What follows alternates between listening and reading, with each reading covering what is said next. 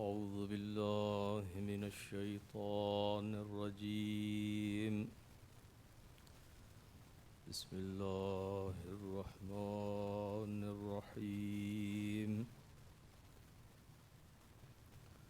الحمد لله رب العالمين بارئ الخلائق أجمعين، والصلاة والسلام على سيدنا ونبينا ومولانا أبي القاسم محمد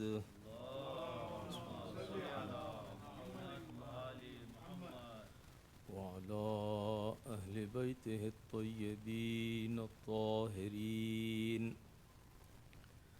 الذين أذهب الله عنهم الرجس وطهرهم تطهيرا.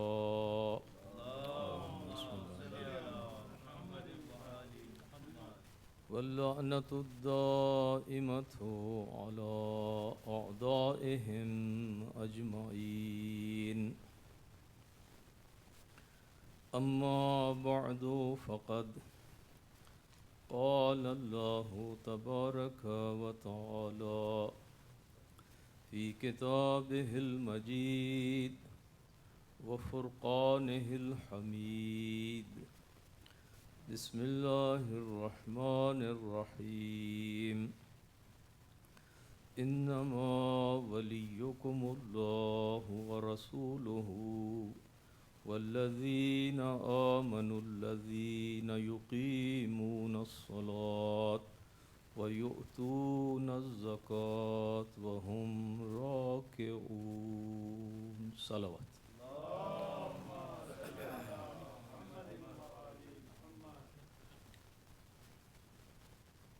حاضرین و ناظرین، ارباب اعضاء، 1442 سال ہجری کا عشرہ محرم الحرام آج کی ان مجالس سے شروع ہو رہا ہے۔ حالات کے تقاضوں کے پیش نظر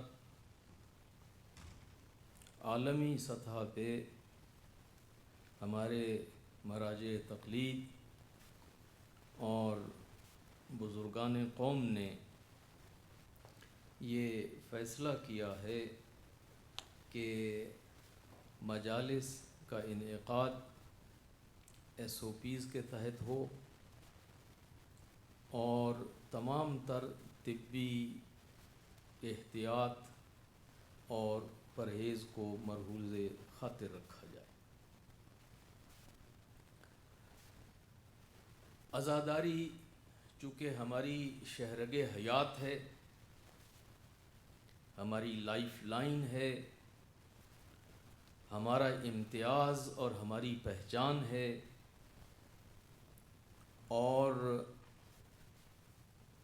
ہمارا ایسا انسٹیٹیوشن ہے کہ جس کے حوالے سے ہم ذرہ برابر بھی کوتاہی نہیں کر سکتے۔ حالات جیسے بھی ہوں، ہمیں کربلا والوں کے ساتھ اپنا عہد نبھانا ہے۔ وہ عہد کہ جو بہن نے بھائی کی لاش پہ کھڑے ہو کے کیا تھا۔ زینب نے کربلا میں بھائی کی لاش پہ وقت وداع یہ عہد کیا تھا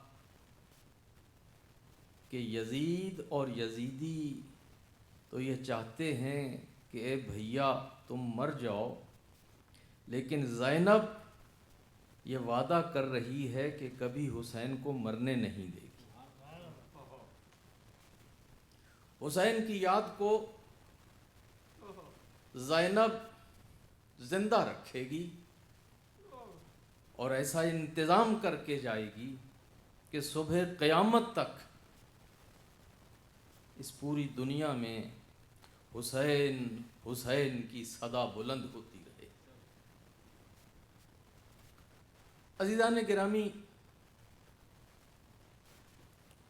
موضوع مجالس اس عشرے کے لیے ولایت الہیہ اور ہماری ذمہ داریاں ہیں۔ ولایت الہیہ اور اس کے حوالے سے ہماری ذمہ داری۔ آج کی چونکہ یہ پہلی مجلس ہے تو تمہیداً میں چند جملے عزاداری کے حوالے سے اور یہ کہ ہمیں ان ایام عزا میں کن چیزوں پہ فوکس کرنا چاہیے اور کیسے با مقصد عزاداری کرنا چاہیے کہ جس سے وہ مقاصد حاصل ہوں کہ جو اہل بیت اطہار حاصل کرنا چاہتے تھے، اور یہ عزاداری ہماری نشو و نما، ہماری ترقی، ہمارے ارتقاء میں زیادہ سے زیادہ اپنا رول پلے کر سکے۔ عزاداری وہ انسٹیٹیوشن ہے عزیزان گرامی کہ جس کے بارے میں بہت تعبیریں ہیں جو ہمارے علماء اور بزرگان نے اس کی فرمائی ہیں، لیکن سب سے مشہور تعبیر یہی ہے کہ یہ ہماری شاہرگ حیات ہے اور اس پہ کوئی کمپرومائز نہیں۔ ہمارے اجداد نے، ہمارے اسلاف نے، ہمارے بزرگوں نے ہر قیمت پہ عزاداری کی ہے اور ہر قسم کے حالات میں عزاداری کی ہے، اور اس کے لیے جو قربانیاں بھی دینا پڑی ہیں انہوں نے وہ قربانیاں دی ہیں، مگر عزاداری انہوں نے جاری اور ساری رکھا۔ اور یہ ہمارا کمال نہیں ہے کہ ہم نے عزاداری کو زندہ رکھا ہے، بلکہ اس کے بالکل برعکس یہ عزاداری ہے کہ جس نے آج تک ہمیں زندہ رکھا۔ یہ عزاداری ہے کہ جس نے ہمیں زندہ رکھا ہے، ہمیں شناخت بخشی ہے، ہمیں پہچان بخشی ہے، ہمیں ایک ولولہ تازہ ہر سال دیا، ہمیں فوکسڈ رکھا ہے، ہمیں زمانے کے شدائد اور مشکلات کو برداشت کرنے کی ہمت دی ہے۔ اور پھر عزاداری اور یہ فرش عزا یہ ہماری درسگاہ بھی تو ہے۔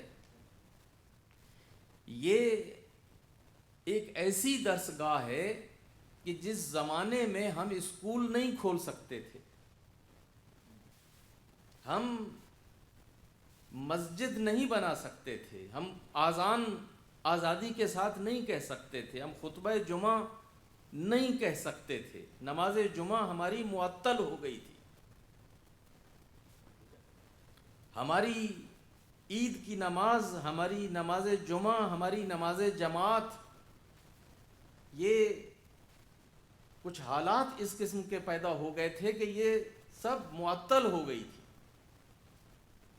تقیہ کا دور تھا، پرسیکیوشنز کا دور تھا، اور ہم نماز کے لیے مسجد میں اکٹھا نہیں ہو سکتے تھے۔ جب سارے ہمارے انسٹیٹیوشنز بند ہو گئے تو یہی ایک فرش عزا تھا کہ جس پہ ہم اکٹھا ہوا کرتے تھے، اور اسی فرش عزا سے ہم نے اصول بھی سیکھے اور فروع بھی سیکھے، اسی سے ہم نے اپنی تاریخ بھی سیکھی اور اپنے معارف بھی سیکھے، اسی سے ہم نے ادب بھی سیکھا، اسی سے ہم نے اخلاق بھی سیکھا، اسی سے ہم نے نظم و ضبط بھی سیکھا، اور اسی سے ہم نے زمانے کے اندر جینے کا ڈھنگ اور سلیقہ سیکھا۔ تو عزیزان گرامی، یہ عزاداری، یہ فرش عزا، یہ ہماری درسگاہیں ہیں،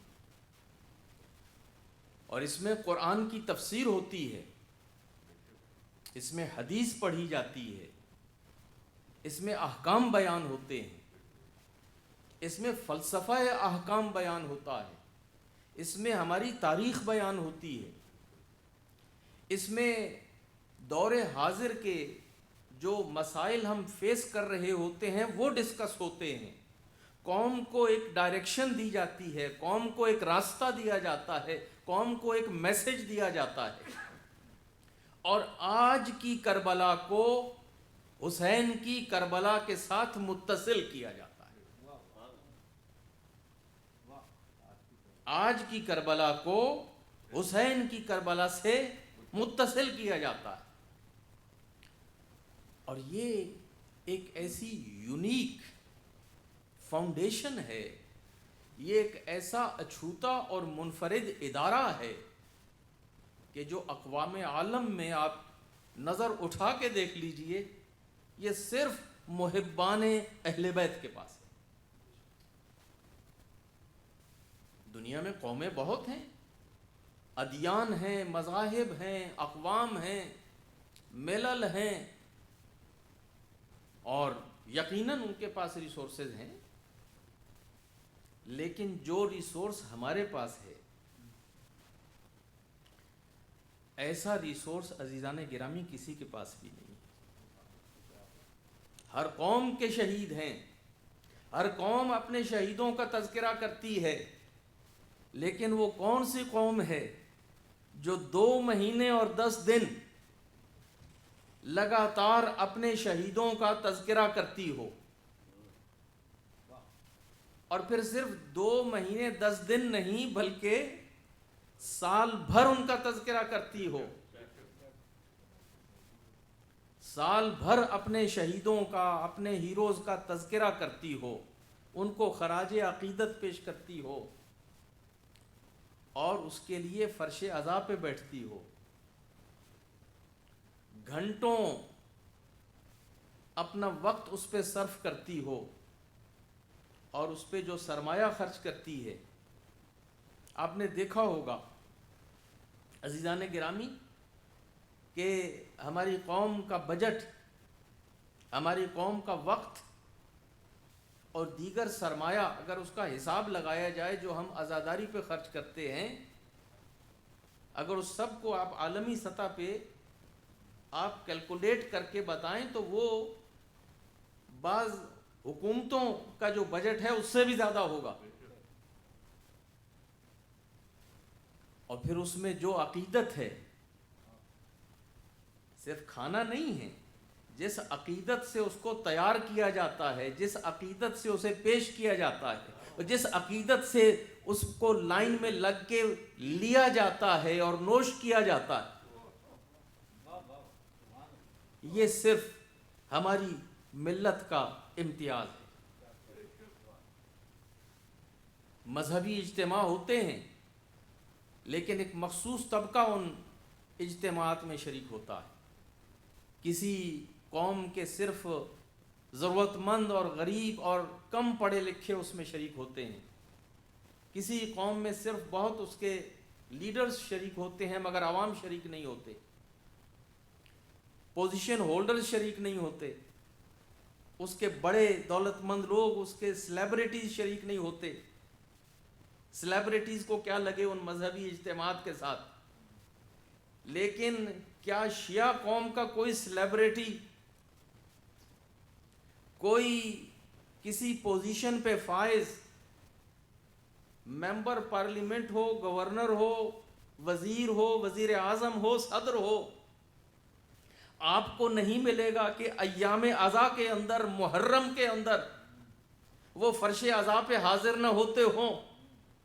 غریب ہو، امیر ہو، کم پڑھا لکھا ہو زیادہ پڑھا لکھا ہو، عادی ہو عوام ہو یا ارباب اقتدار میں سے ہو، لیکن محرم کے ایام میں جب فرش عذاب بچھے گا تو اس پہ سب کے سب حاضر ہوتے۔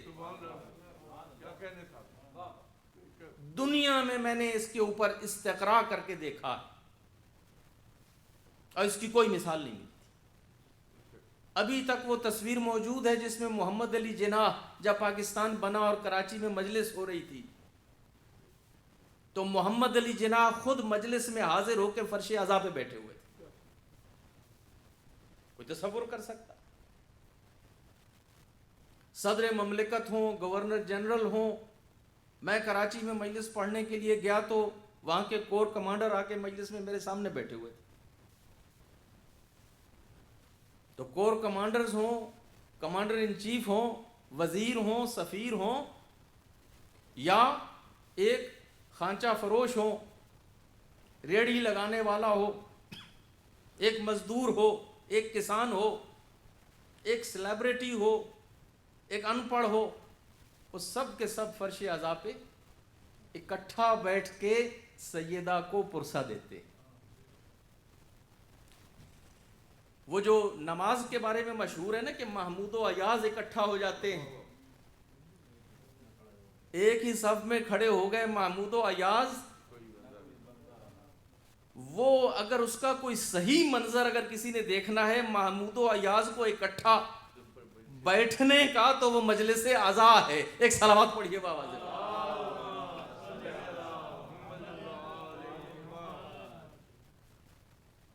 تو عزیزان گرامی، یہ ہمارا ایسٹ ہے، یہ ہماری میراث ہے، یہ ہمارا امتیاز ہے، یہ ہماری پہچان ہے، یہ ہمارا سرمایہ ہے۔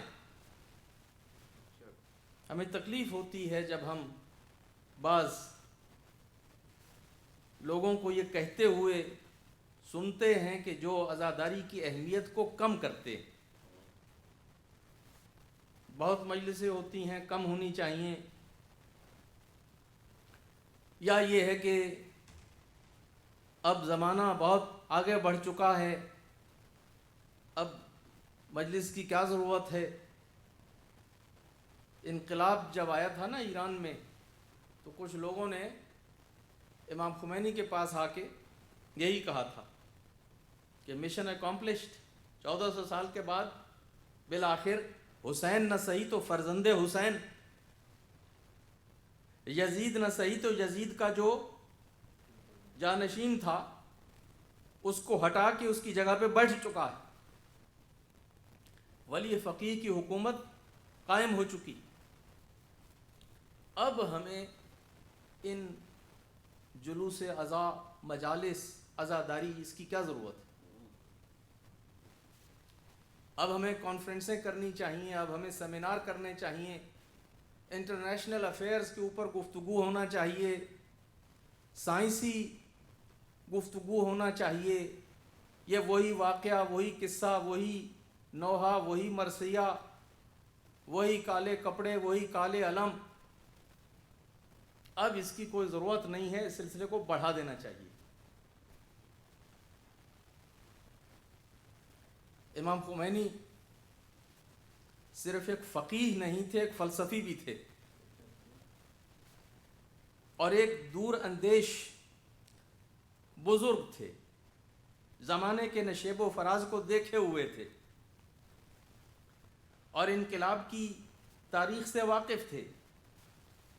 جواب میں کہا کہ تمہیں یہ معلوم ہے کہ یہ جو کچھ ہم نے حاصل کیا ہے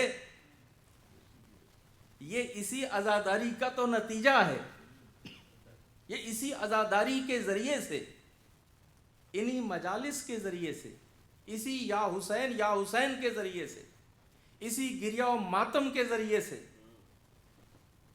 یہ انقلاب وجود میں آیا ہے، اور اس انقلاب کی حفاظت بھی یہی یا حسین سے ہوگی،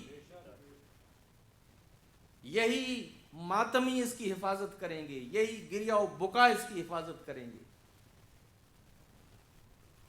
لہذا عزاداری کو اتنا لائٹ نہیں لینا چاہیے، بلکہ اس بات کا احساس ہونا چاہیے کہ دوسری قومیں اگر کروڑوں اربوں خربوں بھی خرچ کر دیں تو ان کو شاید 100 سال لگے گا اس منزل پہ آنے کے لیے، جو 1400 سال کا ایک اسٹیبلشڈ انسٹیٹیوشن ہمارے پاس موجود ہے، جس کے لیے ہمیں کوئی لمبی چوڑی تگ و دو نہیں کرنی پڑتی، ہمیں نہیں لوگوں کو چل کے مجبور کرنا پڑتا اور دعوت دینا پڑتی کہ آپ مجلس میں آئیں، لوگ خود آتے ہیں اور پوچھتے ہیں کہ محرم آ رہا ہے، مجلس کہاں ہوگی؟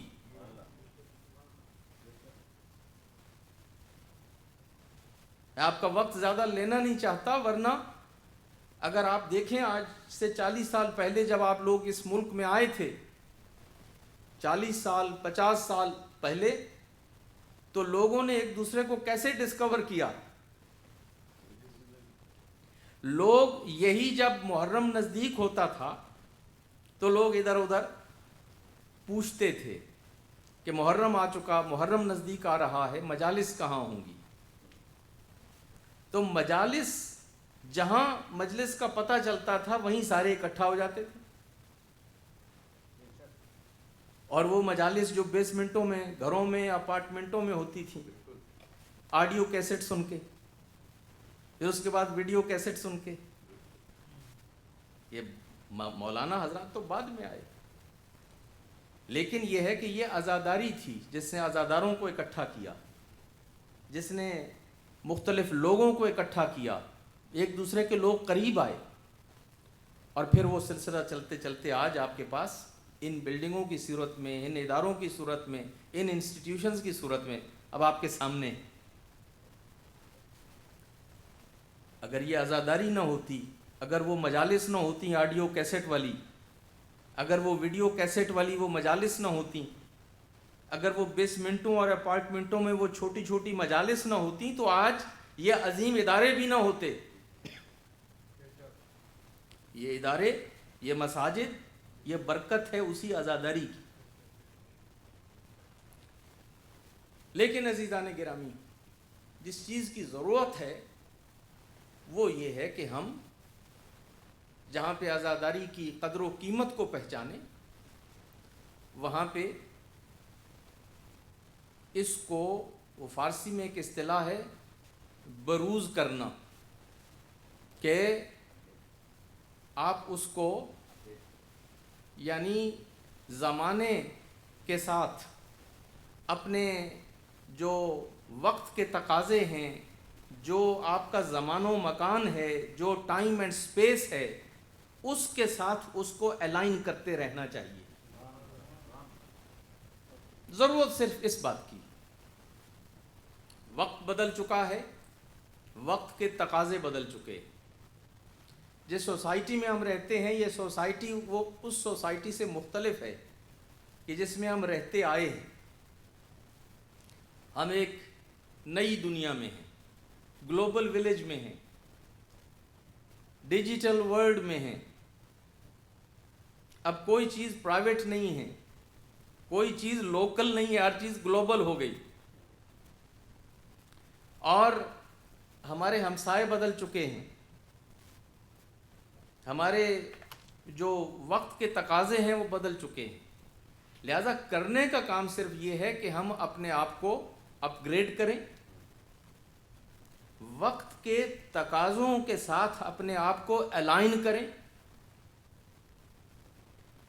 اور اس انسٹیٹیوشن سے میکسیمم بینیفٹ جو ہے وہ حاصل کریں،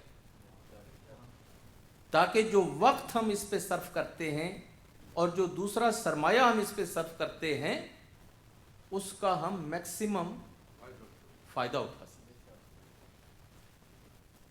اس کے حوالے سے ایک دو باتیں کر کے میں آگے بڑھتا ہوں۔ ایک صلوات پڑھیے بابا۔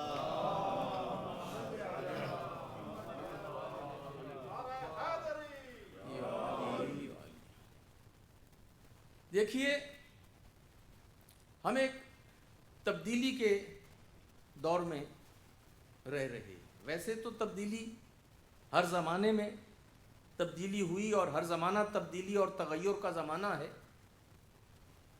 لیکن گزشتہ 50-60 سال میں یہ تبدیلیاں بہت تیزی سے ہوئی ہیں، اور خاص طور پہ یہ 40-50 سال میں ٹیکنالوجی، انٹرنیشنل پالیٹکس، اکانومی اور سوسائٹی میں جو تبدیلیاں جس تیزی کے ساتھ آئی ہیں، گزشتہ 50-60 سال میں اتنی تبدیلیاں غالباً کئی صدیوں میں نہیں آئی تھی، صرف 50-60 سال میں جو تبدیلی آئی۔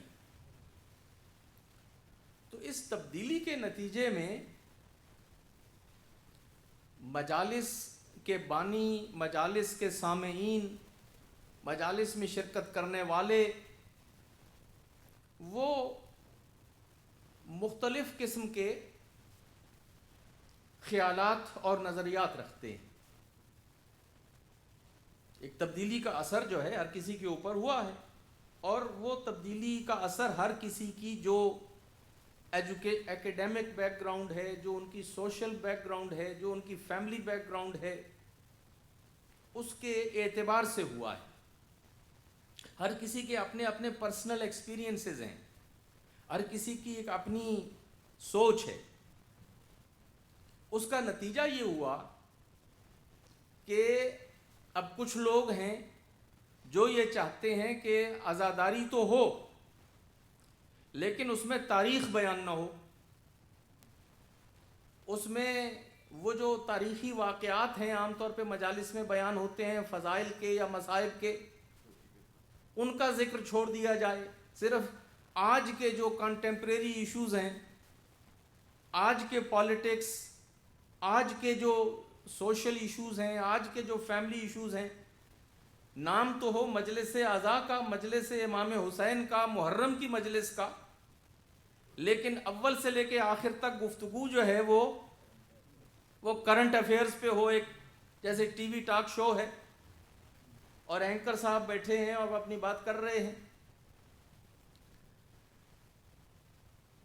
وہ کہتے ہیں کہ تاریخ سب کو یاد ہے، سب کو معلوم ہے، اس کے تذکرے کی کیا ضرورت ہے؟ یہ سب کو اسی لیے معلوم ہے کہ یہ چونکہ ہر سال بیان ہوتی ہے، یہ سب کو اسی لیے معلوم ہے کہ یہ متواتر بیان ہوتی ہے۔ اگر آپ اس کو 20-30 سال کے لیے بیان کرنا چھوڑ دیں گے تو اگلی نسل جو آئے گی وہ بالکل خالی ہوگی، اسے کچھ معلوم نہیں ہوگا کہ حسین کون تھے، یزید کون، کربلا کیا تھی، حبیب کون تھے، مسلم کون تھے، اور کون سے حالات و واقعات کربلا کا باعث بنے۔ یہ کربلا ایک دن میں وجود میں نہیں آتی، کربلا ایک دن میں وجود میں نہیں آتی، اس کے پیچھے 50 سال کی تاریخ ہے، 50 سال کی تاریخ ہے، بلکہ وہ پچھلے 23 سال بھی اس کے ساتھ شامل کر لیں تو 70 سال کی تاریخ ہے کربلا کے پیچھے۔ اور اگر وہ تاریخ نہیں آپ جانیں گے تو آپ کربلا کو کیسے پہچانیں گے؟ اور پاکستان کے کسی ادیب نے مزاحاً یہ کہا تھا، لیکن یہ بات بڑی گہری ہے، اس نے کہا جو قوم اپنی تاریخ بھول جاتی ہے اس کا جغرافیہ بھی بدل جاتا ہے۔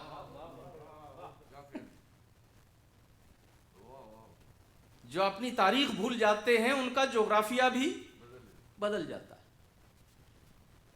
اور تاریخ اگر اتنی ہی بیکار چیز تھی تو قرآن مجید میں اللہ کو کیا ضرورت پڑی تھی آدم کا قصہ سنانے کی؟ اور وہ بھی وہ ابتدا سے کہ جب آدم خلق بھی نہیں ہوئے، وَإِذْ قَالَ رَبُّكَ لِلْمَلَائِكَةِ إِنِّي جَاعِلٌ فِي الْأَرْضِ خلیفہ، اور پھر ملائکہ نے کیا جواب دیا اور پھر خدا نے کیا جواب دیا، اور پھر وہ پورا قصہ آدم کا، اور صرف ایک آدم کا نہیں، نوح کے قصے، ابراہیم کے قصے، اور ان کے نام کے سورے، سورہ یوسف، یعقوب، سلیمان، داؤد، طالوت، جالوت، हारूत मारूत, याजूज माजूज, ये सब किस्से ही तो हैं। तो कुरान कोई किस्सों की किताब है कि अगर मेरी तौहीन हो जाती है किस्सा बयान करने में, या आपकी तौहीन हो जाती है किस्सा सुनने में, तो अगर किस्सा बयान करना इतनी छोटी बात होती तो खुदा क्यों बयान करता? और कुरान भरा हुआ किस्सों से। तो तारीख, अच्छा एक ये है कि तारीख का तज़किरा ना हो, दूसरा ये है कि इख्तिलाफी जो बातें हैं वो बयान ना हो। बाज़ हज़रात को इससे बड़ी चिढ़ है। अच्छा इसमें भी आपको पता है कि दो एक्सट्रीम्स हैं। एक एक्सट्रीम ये है कि जो सिर्फ इख्तिलाफ जानती है और उसका ओढ़ना बिछौना अव्वल व आखिर सब कुछ इख्तिलाफ और इख्तिलाफी वाक़यात हैं। वो इसी इख्तिलाफ पे जिंदा है, इसी इख्तिलाफ पे मरती है। और एक इतने सेंसिटिव हैं कि ज़रा सा आपने किसी मसले को बयान करना चाहा तो जिन लोगों की हमने तरबियत की है ना, और जिनको हमने आंखें लगाई हैं और थोड़ा दीन का शऊर दिया है, हमारी मजलिसों में बैठ के जिन लोगों ने चीज़ें सीखी हैं, वही हमें इशारे करना शुरू कर देते हैं, मौलाना मौलाना मौलाना आप किस तरह चल निकले। तो वो दूसरी एक्सट्रीम है। अजीज़ान गिरामी, इत्तेहाद के हम चैंपियन हैं, अंडरस्टैंडिंग के हम अलंबरदार हैं, और ये इसलिए नहीं है कि हमें अच्छा लगता है। इत्तेहाद और अंडरस्टैंडिंग के बानी खुद अहले बैत थे। इस कौम को इकट्ठा रखने के लिए और इस कौम में अंडरस्टैंडिंग पैदा करने के लिए जितनी कुर्बानी अमीरुल मोमिनीन अली इब्ने अबी तालिब ने दी है,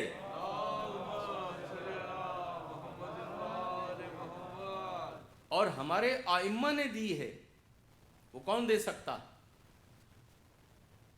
मैं आमतौर पे कहा करता हूं कि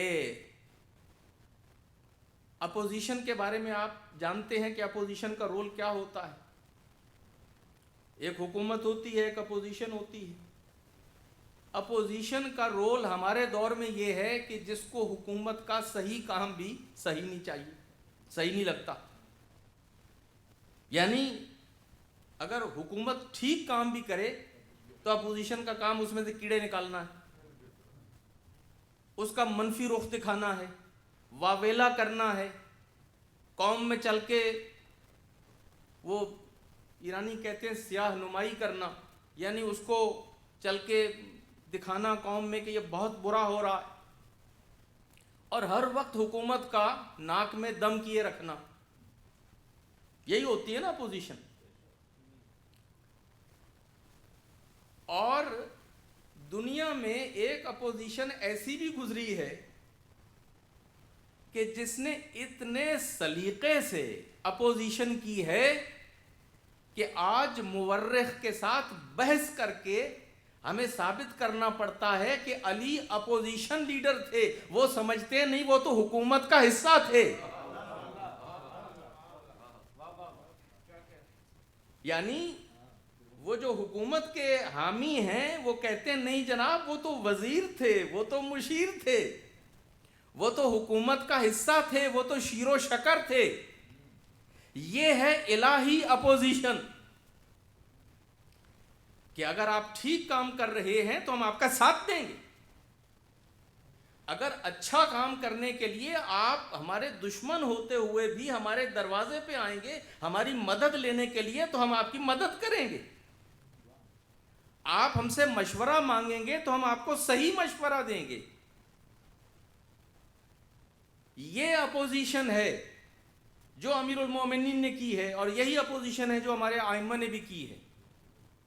हुकूमतों ने तलब किया तो उनके दरबार में भी चले गए।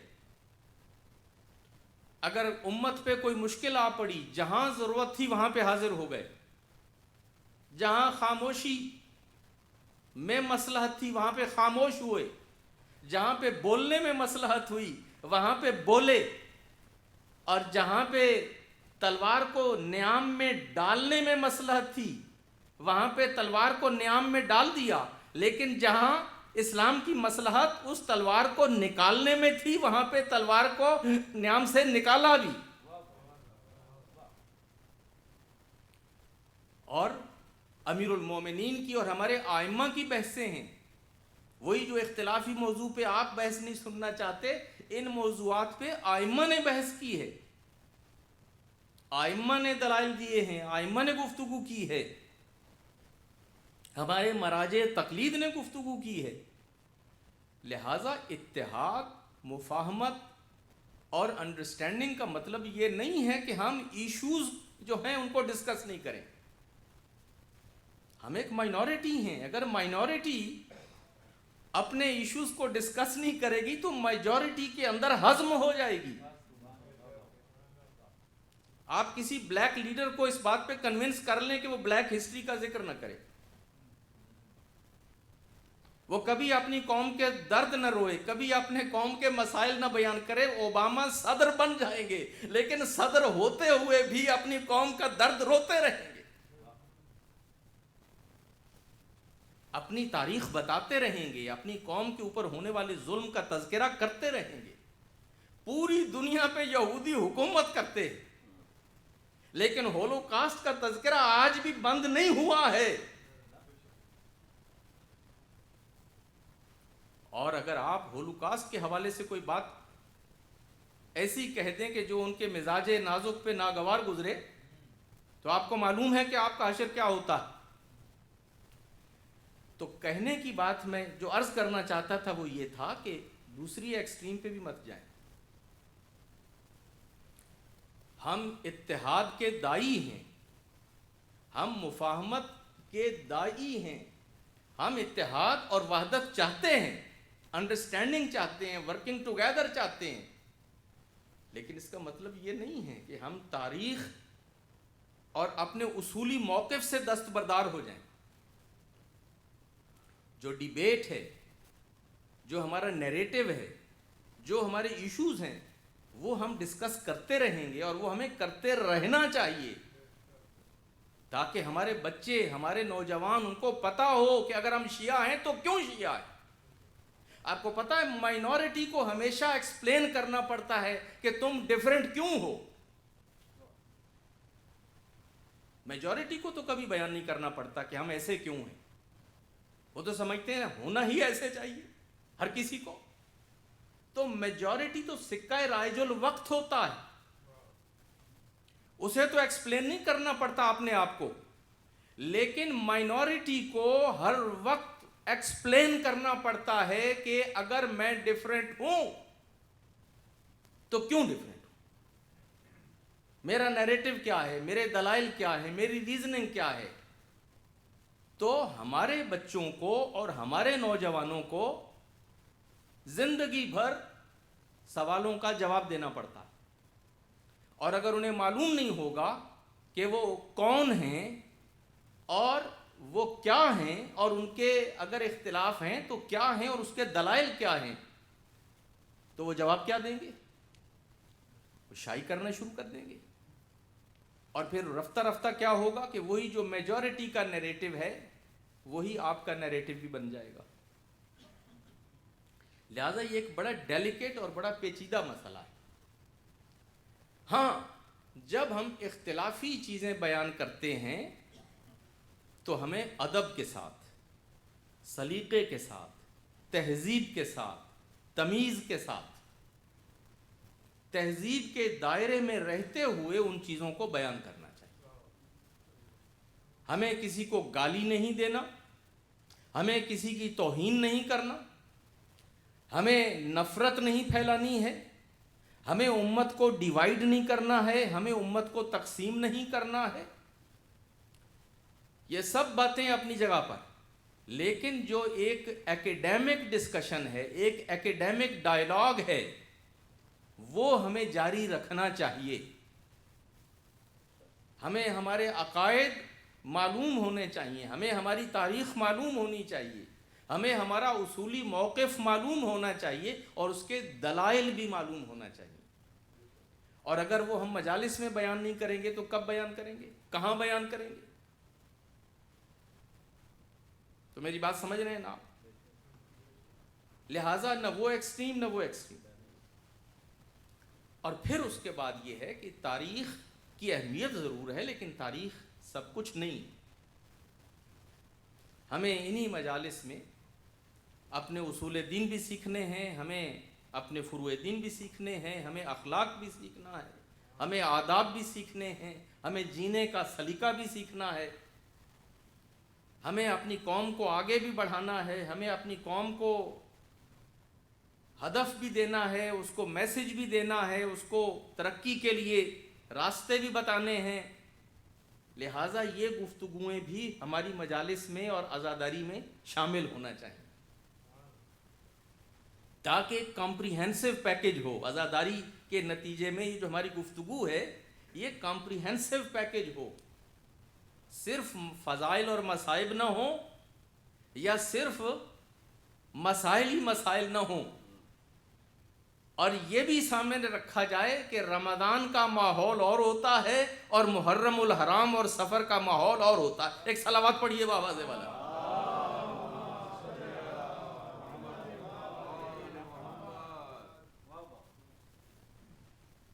رمضان کے مسائل رمضان میں بیان ہونے چاہیے اور محرم والی گفتگو محرم میں ہونا چاہیے، اور پھر اس کے ساتھ ساتھ کئی دفعہ ہر زمانے میں ہر دور میں کچھ کنٹمپریری ایشوز ہوتے ہیں، اس وقت کی بات ہوتی ہے، جو کرنٹ افیئرز ہوتے ہیں، کرنٹ ایشوز ہوتے ہیں۔ اس مرے ہوئے یزید کا تذکرہ تو ہم کرتے رہیں صبح سے شام تک اور بڑی جرأت اور بہادری کے ساتھ، لیکن جو وقت کا یزید ہو اس کا ہم لوگوں کو ذکر ہی نہ کریں اور بیان ہی نہ کریں تو یہ روح عزاداری کی مخالفت ہے۔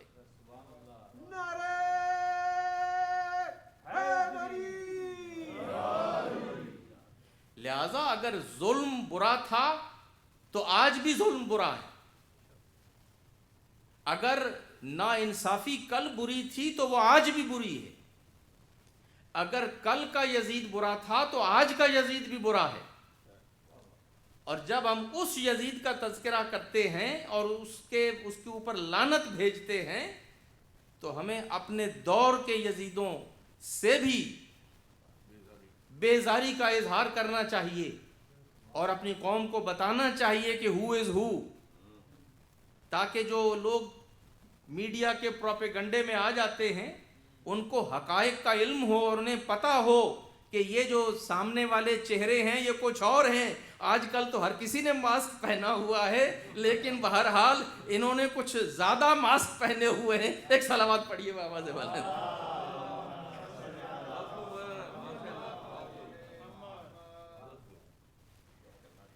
تو یہ عزاداری کے مختلف پہلو ہیں عزیزان گرامی، اور ان سب چیزوں کو سامنے رکھتے ہوئے میں نے جس آیت مجیدہ کو سرنامہ کلام قرار دیا ہے اس میں یہ سب کچھ ہے۔ کئی دفعہ جب آپ کوئی مشہور آیت یا حدیث کو موضوع کلام قرار دیتے ہیں تو لوگوں کے ذہنوں میں صرف وہی سنی سنائی باتیں آ جاتی ہیں کہ شاید یہ وہی چند ایک تذکرے ہوں گے۔ نہیں، اس آیت کے ماتحت انما ولیکم اللہ ورسولہ والذین آمنوا الذین یقیمون الصلاۃ ویؤتون الزکاۃ وہم راکعون، اس کے اندر عزیزان گرامی ہمارے عقائد بھی ہیں، اس کے اندر ہماری عبادات بھی ہیں، اس کے اندر ہمارے معارف بھی ہیں، اس کے اندر ہمارے آداب بھی ہیں، اس کے اندر ہماری تاریخ بھی ہے، اس کے اندر ہمارا حال بھی ہے، اور اس کے اندر اتنی گنجائش ہے کہ انشاءاللہ ہم ان 10-12 دنوں میں بہت تفصیلی گفتگو کریں گے جس میں تاریخ کا تذکرہ بھی ہوگا، عقائد کا تذکرہ بھی ہوگا، اخلاق و آداب کا تذکرہ بھی ہوگا، اور جو ہماری ذمہ داریاں ہیں اور ہمارے کرنٹ ایشوز ہیں ان کا تذکرہ بھی ہوگا۔ ایک صلوات پڑھ لیجئے بابا۔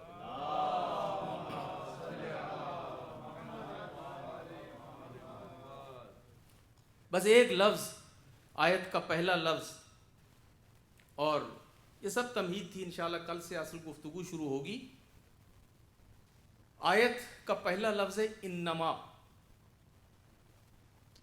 انما عربی زبان میں اسے کلمہ حصر کہتے ہیں،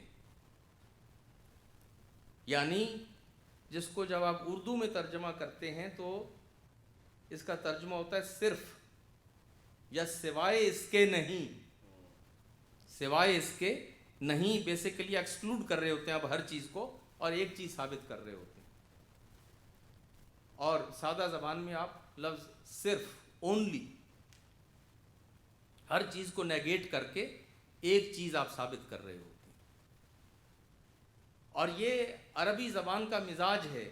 جو لوگ عربی زبان اور اس کی گرامر سے واقف ہیں وہ جانتے ہیں کہ عربی زبان جو ہے وہ بڑی باریکیوں والی زبان ہے۔ ہر ایکسپریشن کے لیے اس میں ایک خاص لفظ ہے، خاص فریز ہے۔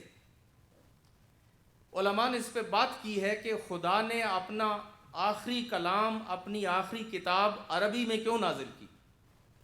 یہ خود ایک موضوع ہے جو اس وقت بیان نہیں ہو سکتا، لیکن ون لائنر یہ ہے کہ عربی زبان سے زیادہ کوئی اور زبان ایسی تھی نہیں کہ جو اتنے آفاقی پیغام کو اور اتنے وسیع پیغام کو جسے صبح قیامت تک انٹیکٹ رہنا تھا اس کو اپنے دامن میں سمیٹ سکتی۔ یہ صرف عربی میں گنجائش تھی۔ انما، صرف اللہ تمہارا ولی ہے۔ انما ولیکم اللہ ورسولہ، تمہارا ولی صرف اللہ ہے اور اس کے رسول ہیں۔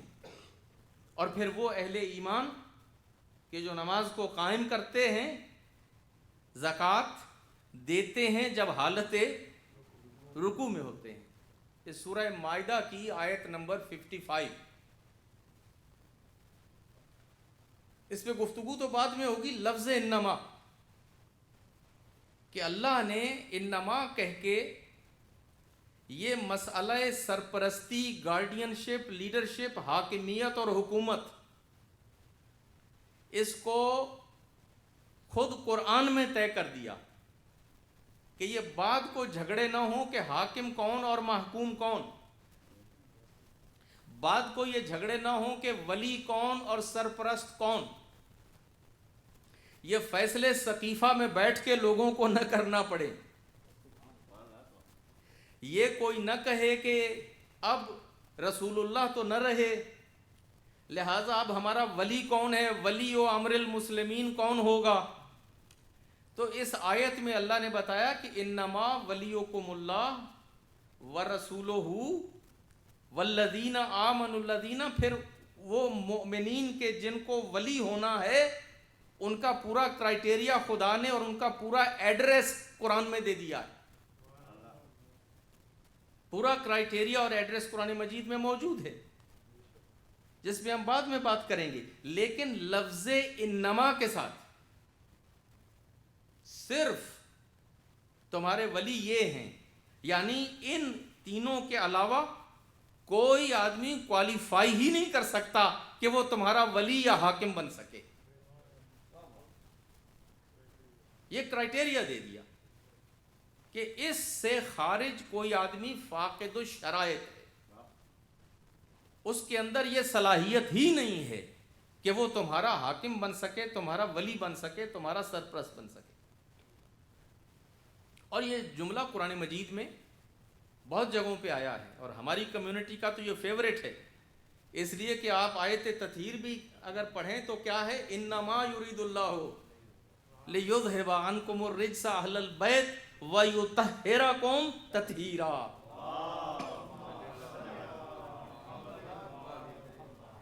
وہاں پر بھی جب طہارت و عصمت کی بات ہوئی تو یہی لفظ انما استعمال ہوا کہ بس یہی ہیں کہ جن کی طہارت اور عصمت کا خدا نے ارادہ کیا ہے، ان کے علاوہ کوئی بھی کسی کی عصمت اور طہارت کا خدا نے ارادہ نہیں کیا۔ اور یہاں پہ حکومت و ولایت کا تذکرہ ہے اور وہ صرف انہی لوگوں کا ہے۔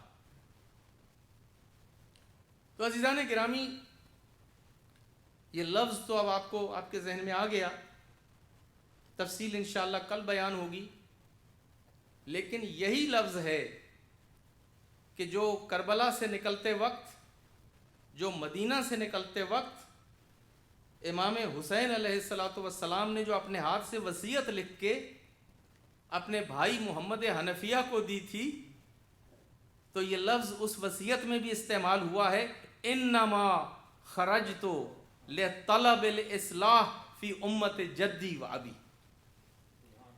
لطلب الاصلاح فی امت جدی و ان اسیر بسیرت جدی و ابی علی ابن ابی طالب۔ مولا جانتے تھے کہ جب بعد میں مورخ آئے گا، حکومتیں آئیں گی، وہ اپنی سپن دیں گے اور ہر کوئی اپنا مقصد بیان کرے گا کہ حسین اس لیے نکلے تھے، حسین اس لیے نکلے تھے، حسین نے اس لیے قیام کیا، حسین نے اس لیے قیام کیا۔ حسین چاہتے ہیں کہ خود بتا کے جائیں اور لفظ انما کے ساتھ بتا کے جائیں، وہی لفظ انما، کہ صرف اور صرف میرا مدینے سے باہر نکلنا وہ کاہے کے لیے ہے؟ لطلب الاصلاح فی امت جدی، تاکہ میں اپنے نانا کی امت جو بگاڑ کا شکار ہو چکی ہے اس کی اصلاح کر سکوں، اور میں اپنے نانا اور اپنے باپ کی سیرت پر چل سکوں، وَأَنْ آمُرَ بِالْمَعْرُوفِ وَأَنْهَا عَنِ الْمُنْكَرِ، اور میں امر بالمعروف اور نہی عن المنکر کر سکوں۔ یہ اہداف اور مقاصد ہیں قیام امام حسین علیہ السلام کے، جن کو مولا نے صرف بیان نہیں کیا زبانی طور پہ، بلکہ قلم سے لکھ کے محمد حنفیہ کو وہ وصیت دی۔ اور جب وصیت لکھ چکے، 28 رجب کی وہ رات تھی عزیزان گرامی، کہ جب حسین اپنے نانا کے شہر مدینہ کو چھوڑنے پر مجبور ہو گئے۔ یہ شہر جس کا نام مدینہ حسین کے نانا کی وجہ سے مدینہ پڑا، یہ یثرب ہوا کرتا تھا، رسول اللہ کی ہجرت کی وجہ سے اس کا نام پڑا مدینۃ النبی، مدینۃ النبی۔ اور پھر چونکہ لفظ لمبا تھا، مدینۃ النبی سے ہوتے ہوتے پھر صرف مدینہ مشہور ہو گیا۔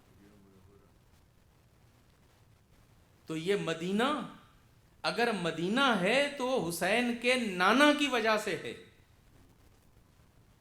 اور اسی شہر میں حسین پیدا ہوئے ہیں، اسی شہر میں حسین پلے ہیں، جوان ہوئے ہیں، اب بڑھاپے کی منزل میں۔ ایک ایک گلی، ایک ایک چوک، ایک ایک موڑ کے ساتھ حسین کی ایک یادگار ہے۔ کب نانا کی انگلی پکڑ کے کس گلی سے گزرے تھے، نانا کے دوش پہ بیٹھ کے کس بازار سے گزرے تھے، یہاں کون سا واقعہ پیش آیا تھا، وہاں کون سا واقعہ پیش آیا تھا۔ ایک پوری تاریخ ہے حسین کی نظروں میں۔ بہت خوبصورت۔ یہ مدینہ کو چھوڑنا حسین کے لیے آسان فیصلہ نہیں تھا،